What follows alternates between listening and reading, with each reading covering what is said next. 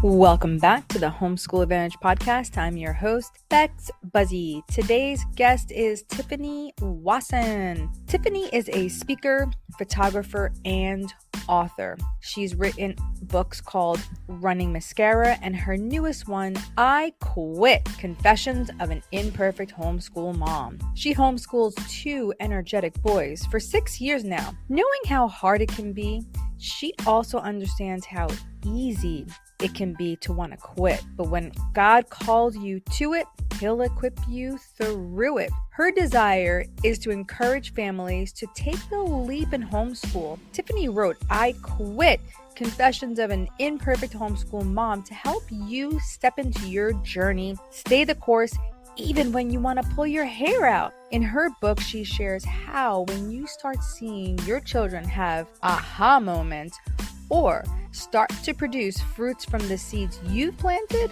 you know it is so worth it. In this episode, we talk about how homeschooling isn't this prison where everything has to be rigid and stressful. Homeschool can be a place of rest, peace, and freedom. How homeschool doesn't have to be this big, scary monster, but it can be a place of fun, freedom, and family. And that most of the time, your children tend to over-communicate in public and have to rein it in from time to time. Homeschooling does not equal children who lack social skills. So go grab your coffee, go grab your tea and a pen and paper, because you're not going to want to miss what Tiffany Wasson has to say. Let's get into the podcast. Say hello to our guests, and can you tell us a fun fact about the writing process that I feel like maybe most people won't know about? Hi, everybody. It's Tiffany. My biggest thing that I want people to know about writing is the fact that it's not as difficult as it seems. Writing a book can seem super difficult because it's like, oh my goodness, how do I write 300 words? How do I get a book done? But one, it doesn't have to be as long as people think. It can be a short read. You know, I made the book that I did recently shorter for moms on the go. I didn't want them to feel like it was overwhelming to them or they could never finish it. And so I was very specific about making sure it wasn't too long. So you don't have to write anything long. If you feel like you have something to say, then you just have to make an outline like you would a college paper or high school paper, really, and work on it. I mean, it's just writing. And I think about it as a marathon. I mean, you know, marathons are run one step at a time, and that's how books are done. It's just one word at a time. I love that. It doesn't have to be super scary or super massive or anything like that. It's just, you know, I'm going to dedicate this time every single day to working on my craft, working on my book. And when I started out, I made a poster board. I'm a very visual person and I love poster boards and dream, you know, boards and stuff like that. So that's cool. Yeah, kind of a nerd in that way. But I got a poster board and I made sure that it had the book title on it, a possible book cover image. I had a picture of myself, not to be, you know, selfish, but just to like have about the author section, just to put it in front of my face every day so I could see it. And it's like, this book is going to get done because it's staring me in the face literally every day. I would have chapter ideas on there and like scripture I wanted to put underneath the chapters. Or if a story came to mind, then I would put it under that chapter, just anything, you know, and mapping it out. And the more you map it out, I mean, the easier and the quicker it kind of comes out. So it's not as difficult as people think. A lot of things aren't as difficult as our mind makes it, right? Our mind It's just a matter of doing it. It really is. It's just a matter of doing it. I think our brains make things so magnanimous. Like they just make it like our brains can like take things so out of perspective sometimes. And I don't even know why that happens. It just can like really kind of get away from us and it almost paralyzes us. And we kind of want to quit from not even starting it. Honestly, like it didn't even start it. So that's a really interesting segue into your book because your book is about that. Like your book's about parents and how to help them not stop and to maintain the course. And I love your cover. I love your book. I just love how your book, like I could almost hear you talking to me. Yeah, it really felt so good as I was reading, like I was just having a conversation with you. So tell the listeners like about your book and what inspired you to write it. Okay, so my book is called I Quit: Confessions of an Imperfect Homeschool Mom. And I was inspired to write it because I wanted to encourage other homeschool moms to feel like they could homeschool their kids. Whenever you look at homeschool, it can seem so daunting, like writing a book or anything else massive in our lives, or just seems unattainable, really. But as moms, not only are we women in a crazy society that we just tend to beat ourselves up constantly, we just feel inadequate and we feel like we can't do it and we feel like we're not enough. And, God called us to homeschool. It's probably 6 years ago. And our oldest at the time was having issues with dysgraphia and dyslexia and really struggling with learning. And so we decided to bring them home. And I fought it like tooth and nails with God. I'm like, I am not homeschooling my kids. I love you. Yeah, I was like, I love you so much, Lord. I'll do anything but homeschool my kids. But we just really felt led to bring them home. But at the time, and I cried, I pitched toddler fits. I fought it the entire summer because I did build it up in my mind to be this huge thing that I just could not accomplish or I couldn't do. And so as we started homeschooling and getting a rhythm, I just really wanted to encourage other homeschool moms that, yes, there are hard days and you want to pull your hair out and the kids are crying and one's in the corner and the other one's pitching a fit or, not wanting to do math. But if God's called you to it, He's going to help you, get through it and do it with joy and, peace and that passes all understanding. So I just want moms to know, if I can do it and I did not want to do it, then you definitely can do it. That's So, yeah. awesome. Yeah, as you were talking, I was like, oh, I hear a checklist freebie, like how you can, get through these things and like these are the different ways that you can do this is what I did, etc. Right. And I think sometimes, when like a podcast or reading a book, especially the way you authored it, like so conversational. And I do feel that conversation is really a way that people feel comfortable like listening and being part of in a podcast. Like right now people listening and they kind of feel like, oh, I'm kind of eavesdropping on this conversation. It's such a secretive conversation. Yeah, I get it. I'm getting the behind the scenes and all that other stuff. But as you were writing the book, you went through some challenges and everything. Like, so can you talk about those things and how you kind of overcame them and everything? So we went through tons of different challenges. So, from, learning disabilities with my oldest and then realizing my youngest has sensory processing issues, which learning more about it, I realized I also have that, noises and like all the things get on my nerves. So we had learning disabilities. We had just trying to figure out a rhythm of how our homeschool day should look. We're figuring out a schedule. Should it be A, B, C, D? Should it be C, D, B, A? Just what works for us. And I think the biggest thing is giving yourself time as a homeschool mom to figure it out. And that's what I've learned because, like I said, this is our 6th year of homeschooling. And I feel like we're just now getting it. Like we're just now getting into a rhythm. And that's not to make you feel like, oh my goodness, I don't want people to be scared to homeschool just because they think it's going to take so long. But just the idea of like continuing on no matter what, because we're just now seeing the fruits of all the seeds that we've planted throughout the years. My oldest is in 8th grade. My youngest is in 5th grade. And so my oldest, though, he is becoming his own person. Like he wakes up in the morning, he does his Bible reading with me. He'll go ride his bike and brush his teeth, eat breakfast. And he just had this like personal routine at 8th grade, which is crazy to me to think about. Like he's a little adult at this point. And a lot of times he does it without prompting. There are some days it's like, hey, have you done this? Have you done that? But it was his decision to start, workout routine. It was his decision to, this is the way I'm going to have my homeschool day go. So initially at first, when they're younger, yes, you have a schedule, you have a homeschool schedule, you try to stick to it. But I also wanted to work in flexibility, not be so rigid. If math took longer one day and we didn't get to science or reading, it's like, well, we accomplished something today because we understood math.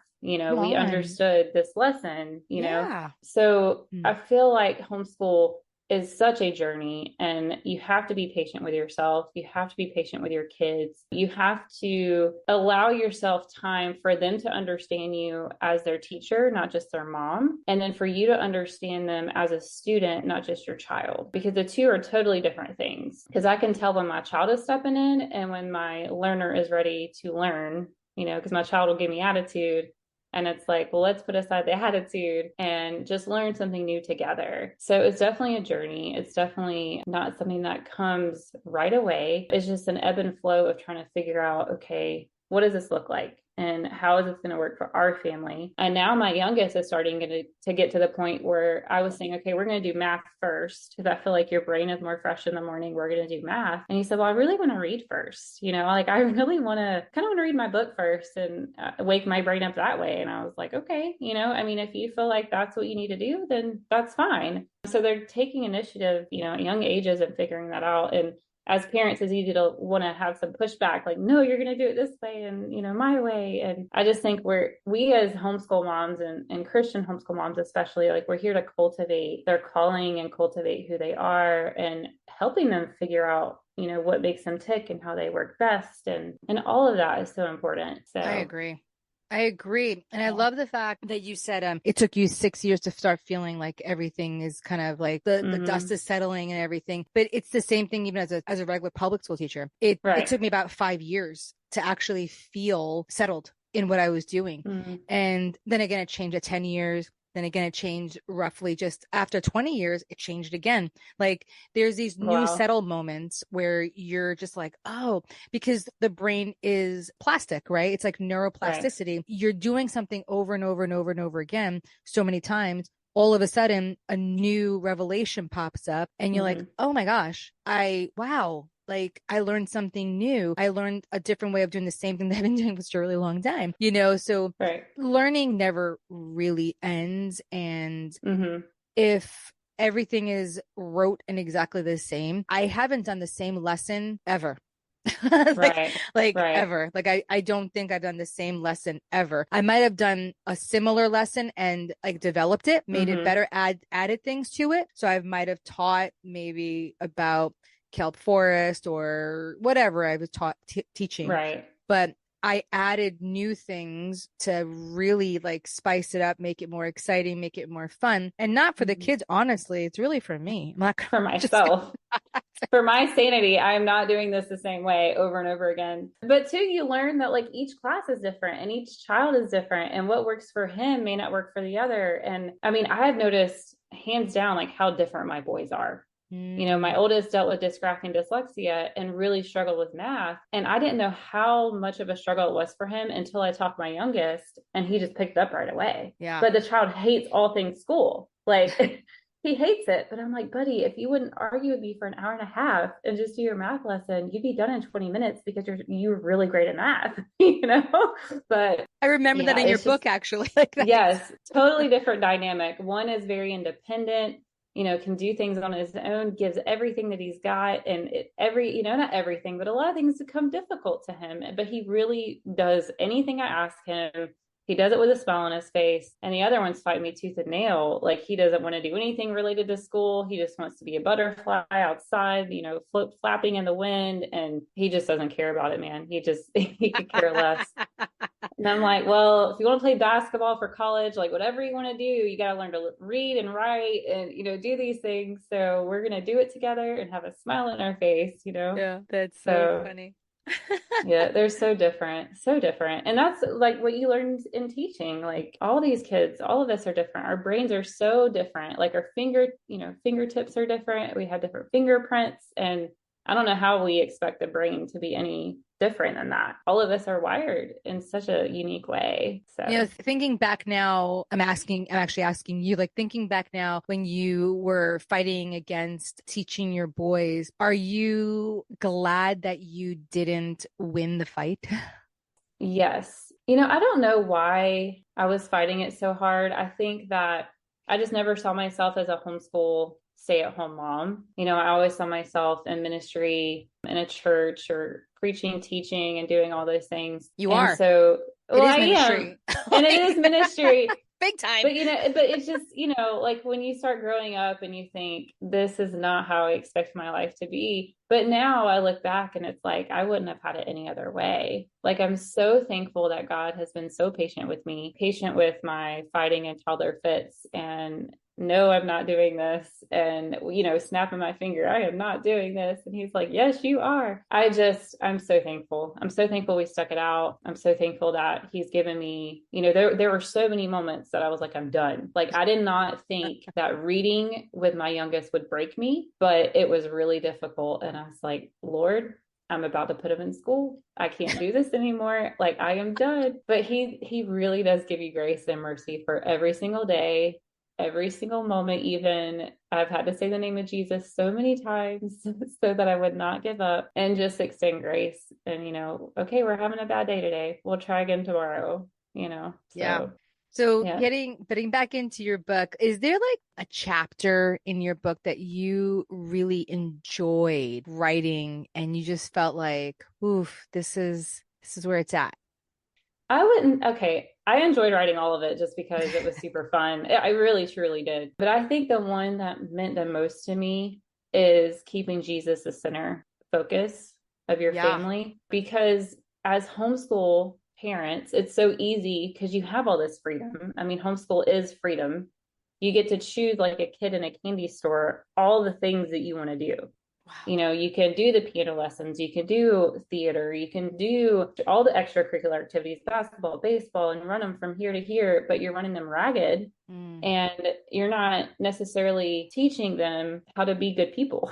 Mm. We can be so involved in stuff, but like, are we reminding them of the heart of Jesus and who he is and how to show him to the world no matter what we're doing? And there are busy seasons. We have busy seasons where we are involved in a lot, but I have to ask myself, are we doing too much? Do we need to pull back? Have we even read our Bible together this week? Are we meditating on him day and night? And I feel like there's a breaking point. It's like, we're tired, we're arguing, we're not being like Jesus people at all. We're putting him in the corner, and just living our best life and being mad at each other and tired and frustrated. And, so when you start seeing all those signs, it's, you have to ask yourself, what am I really doing, to my kids? And those are hard questions to ask because you want them to be well-rounded and involved in everything and have those, dreams and aspirations, but you don't want them to be so weighed down that they can't even function or even think about Jesus and who he is. So that was probably the most challenging chapter that I wrote, but also the one that meant the most to me. And even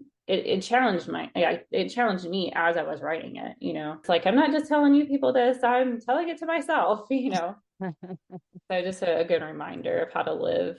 So.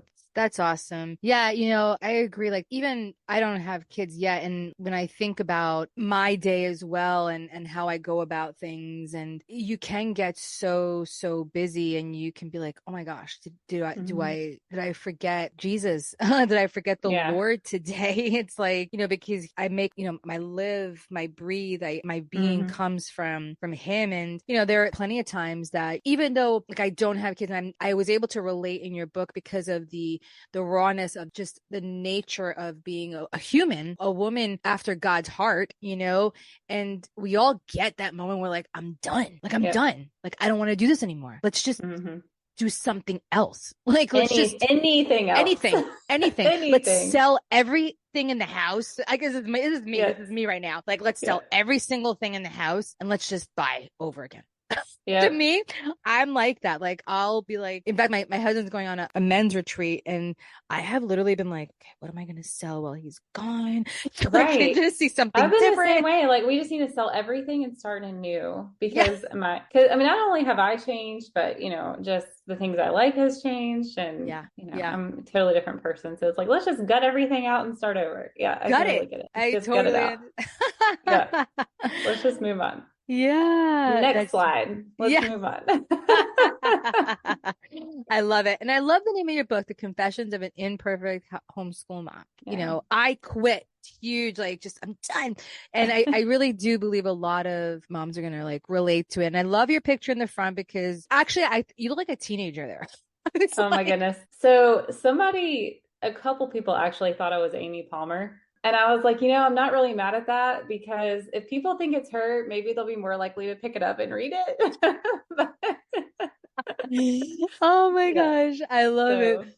But that was through trial and error. My friend Anthony Rod and his beautiful wife Brittany, they helped me take so many pictures to get that down. I had a group of people behind the scenes that were giving me input, about different pictures and if this was a good picture cover or whatever. So through a lot of goodness, it was a lot of pictures. We finally captured that. It's actually two pictures like overlaid on top of one another. Oh, wow. Yeah. So originally I wasn't so big, and then I was in the center of the boys, but Anthony's like, you kind of get lost. So he just randomly cut me out and blew me up. And he's like, this is awesome.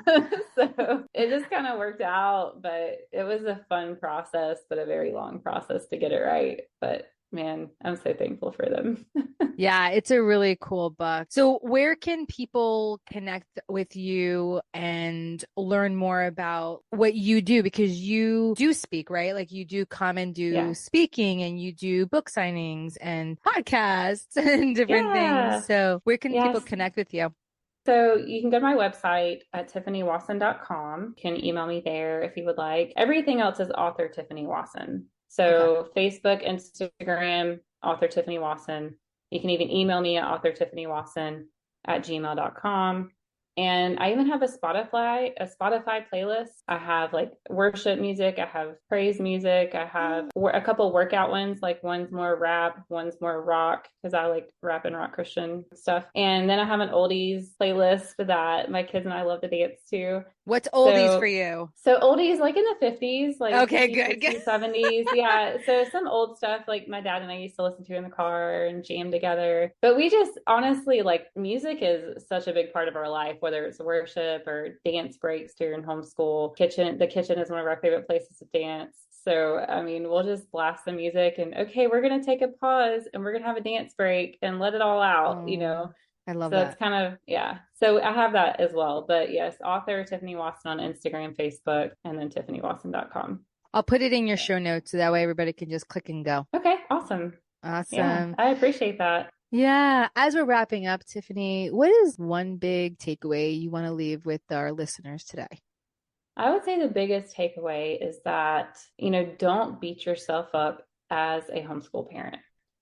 You have to learn, as much we are so good at giving grace to other people. Maybe you're not. Maybe you're one of those people that you hold grudges really, really well.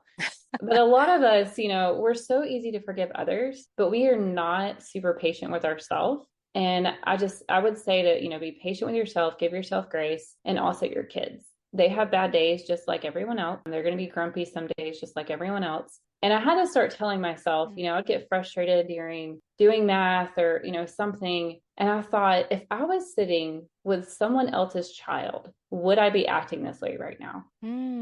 And I just realized I wouldn't be. I would be more patient. I would be more kind. I would be more loving and understanding. And so I had to start approaching my kids as if they were somebody else's kid. Wow. And realizing that, man, if this was somebody else's kids, I would extend so much more grace. And I think, being their mom and their parent and their mom, you are the parent, but their mom and the homeschool mom, and finding this balance between the two, like learning just to be their mom sometimes and not always their homeschool mom. It's so easy to drive, like, you got to do this, you got to do this, you got to do this. But have I hugged you today? Have I asked you how your heart is today? Have I asked you what you're thinking about today? And so, man, just grace, just pour on all the grace on yourself, on your family, on your husband, on your children, because we are so quick to give it out to everyone else. So that's the biggest thing, I think. I love that. I love that. That's beautiful. Tiffany, it's been amazing just being able to spend this time with you today. Thank you so much for coming on. Thank you so much. Thank you for having me, man. I'm so excited to be here. Oh, it's awesome. Hopefully we get more chats like this. I would love that.